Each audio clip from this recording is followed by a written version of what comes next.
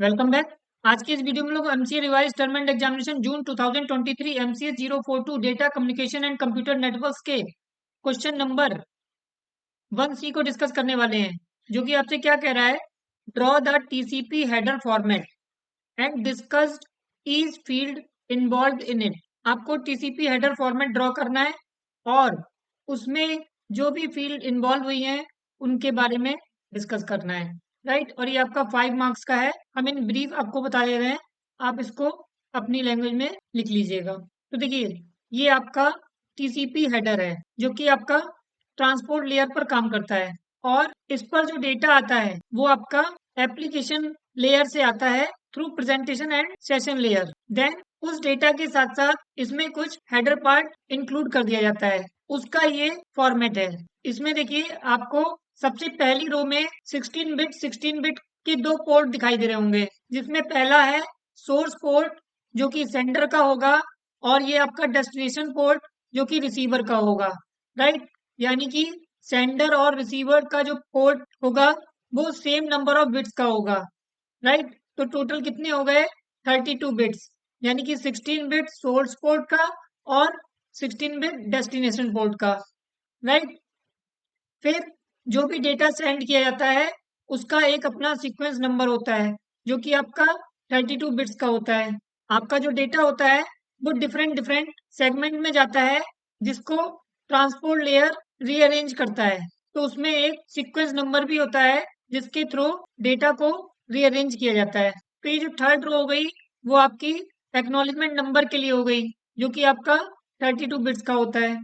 फिर नेक्स्ट आप देख रहे हैं हेडर लेंथ, एच लेंथ, जो कि आपका 4 बिट्स का होता है, राइट। फिर सेकंड आप देख रहे हैं, ये आपका रिजर्व बिट्स होती हैं जो कि जरूरत पड़ने पर इनको यूज किया जाता है, राइट। फिर ये आपका अर्जेंट फ्लैग होता है। ये सारे आपके फ्लैग्स हैं। फ्लैग का तो आप यूज जानते ही हैं, एक नोटिफिकेशन के लिए जाता है, राइट। अगर अर्जेंट की वैल्यू 1 है तो इसका मतलब है यहाँ पर कोई आपकी अर्जेंट बिट्स ट्रांसफर की जा रही हैं।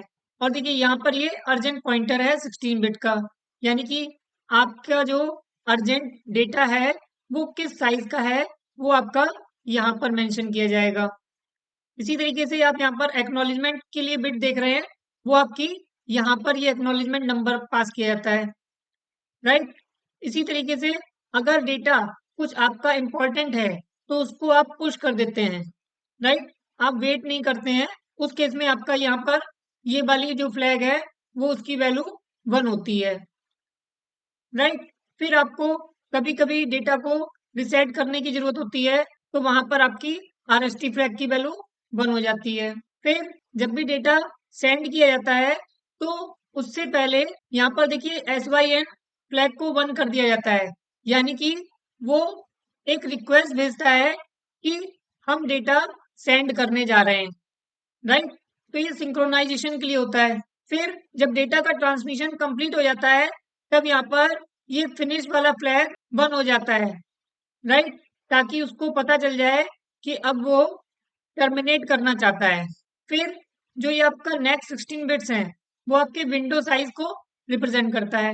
जब सेंडर कुछ डेटा रिसीवर को भेजता है तो उसके साथ में अपनी विंडो का साइज भी भेज देता है, राइट। इस तरीके से रिसीवर को ये इंफॉर्मेशन मिल जाती है कि सेंडर जो है वो कितने साइज का डेटा एक्सेप्ट कर सकता है, right.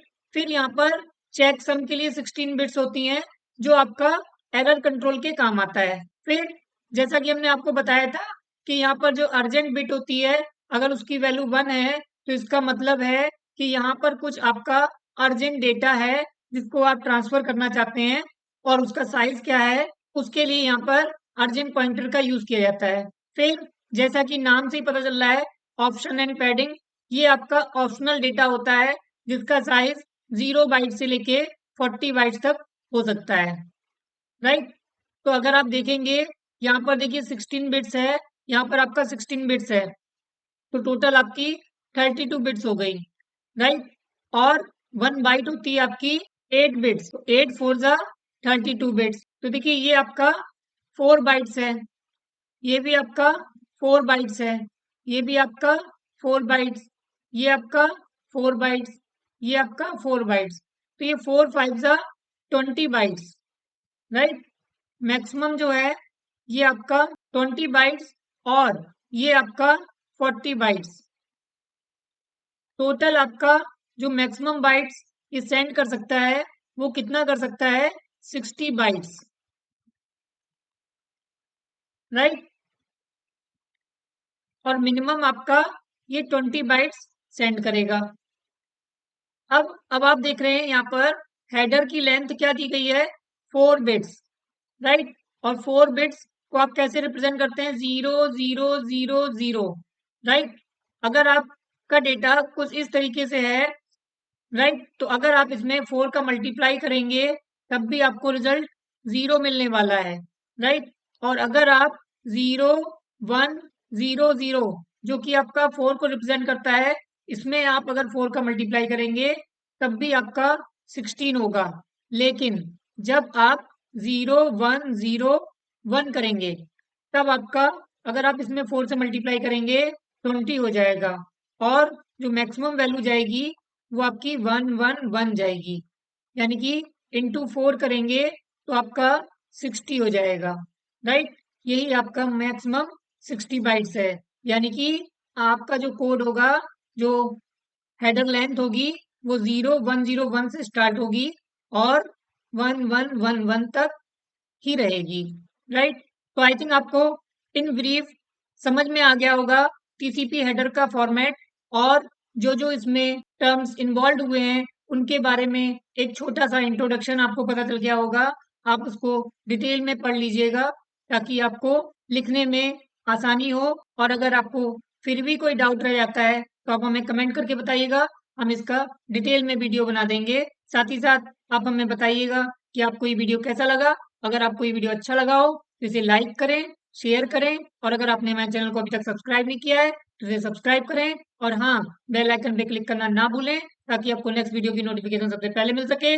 Thank you and best of luck for your exam.